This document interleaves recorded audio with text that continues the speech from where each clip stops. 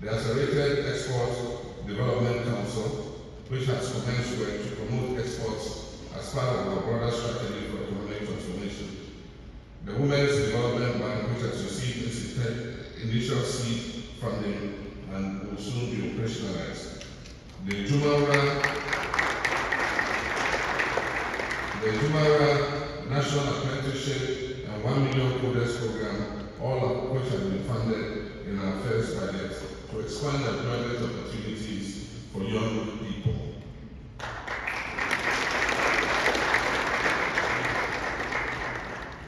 Ladies and gentlemen, we appointed you because we have confidence in you, and we expect that each of you will lead with professionalism and urgency to fulfill your mandates as follows. 1, to operate your entities as competitive businesses, not political offices, by innovating new revenue streams and eliminating dependence on government bailouts. To conduct operational audits to cut waste, streamline procedures, and enhance service quality. And to achieve this, you have to think outside the box. Don't say that is how it's always been done. To tie compensation to measurable performance metrics, including financial results, operational efficiency, and transparency through public financial reporting. Your entity cannot be making losses, and you are demanding salary increases, and bonuses is not acceptable. To comply with statutory requirements by submitting audited financial statements to SIGA no later than April 30th of every year. This, as the Finance Minister told you, is not negotiable, and indeed is part of the PFMA, and we're going to exact compliance. Embrace research and development to boost productivity and reduce reliance on public funding.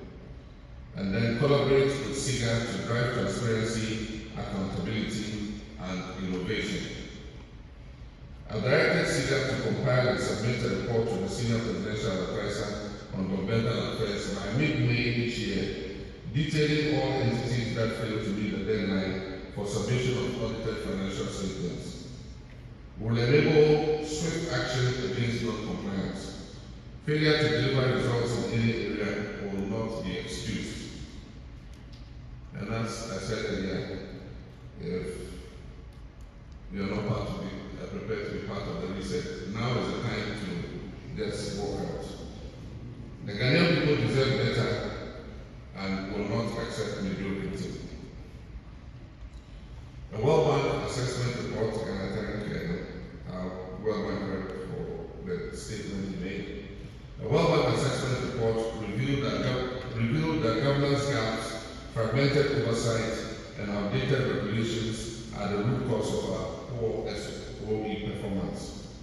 To tackle these challenges head on, the Public Financial Management for Sustainable Development Program will be supported with support from the World Bank, is undertaking a study under the auspices of SIGA, as he told you. These in-depth analyses are expected to produce comprehensive reports with actionable recommendations for cabinet approval and implementation. The selection of entities for evaluation is meticulous. It targets 120 specified entities, including 50 state-owned enterprises, 16 joint venture companies, and 54 other state entities. The evaluation process will commence with the first batch of 16 selected entities. Ladies and gentlemen, imagine a future where our state-owned enterprises are beacons of efficiency, innovation, and excellence, driving growth and prosperity for our nation. One of the main sectors that was mentioned was the energy sector. I've spent the last 3 or 4 days in Accra, and I came in last night for today's program. And I must say that there's quite a lot of interesting things happening with indigenous Ghanaian companies in the sector. Economics. I'm looking at you because I'm coming back to ask for some support from the Public Petroleum Fund to be able to support as regulators what some of the things that our indigenous Ghanaian companies are doing to ensure that oil and gas goes down from upstream into downstream so that my brother energy will have no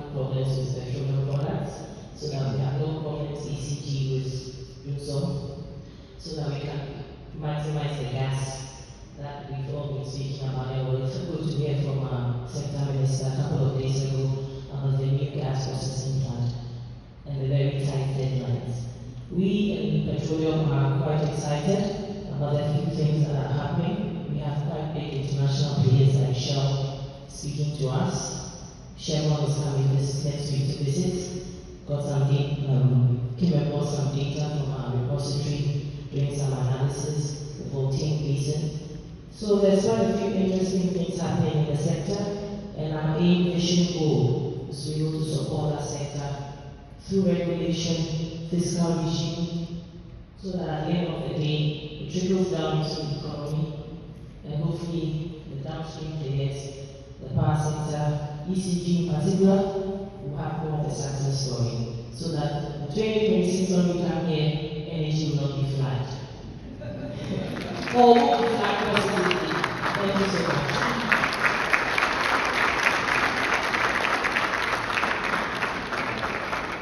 Thank you very much, Emeka and Brandy, as well for doing us the honors.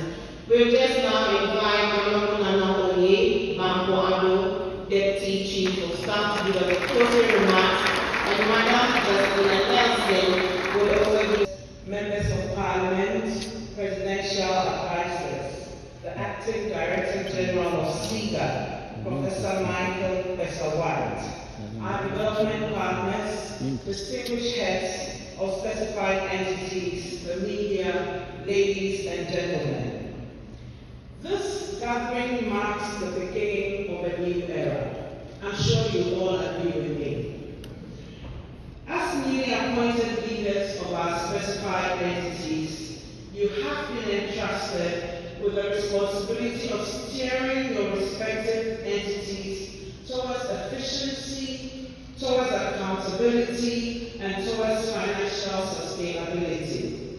His Excellency John Dramani Mahama has outlined his vision, and the Honorable Minister of Finance and the Director General of SIGA have also provided further insights into what is expected of you. Now it is your turn to take up the mantle and deliver results, results, results.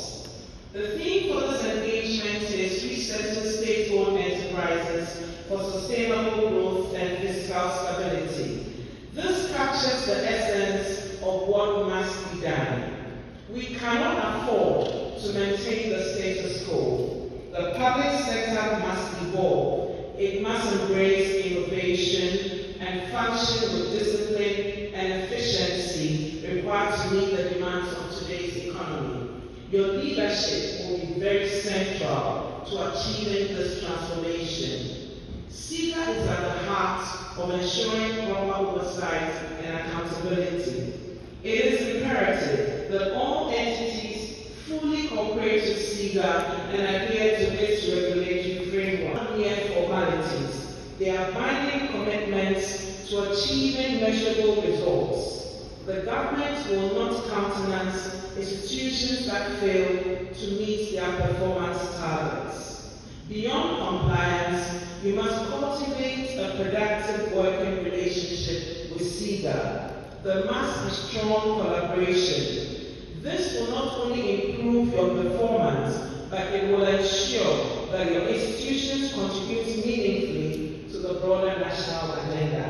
And let me add that I saw that for the gender quota representation of females, it scored 24%. We are operationalizing the Gender Equity Affirmative Action Act. So please, let's move to the critical 30% in our 2026 report. Thank you.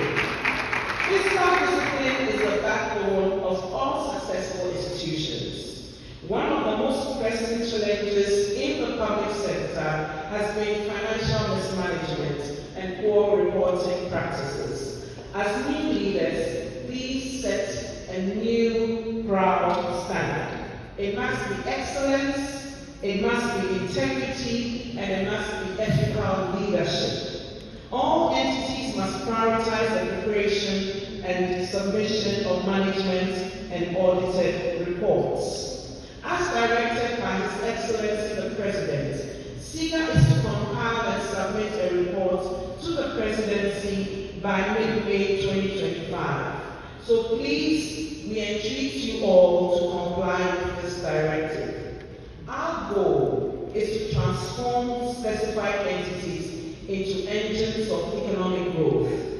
Those with commercial mandates must prioritize profitability, whilst those that are service-oriented must ensure maximum efficiency and value for money. Waste and inefficiency must no longer define public institutions.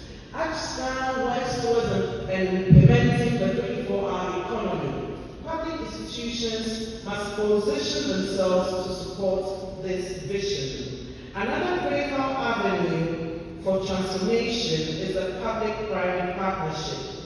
The private sector remains a vital partner in driving innovation, investment, and job creation. Please actively explore partnerships that will help unlock revenue streams and modernize your operations.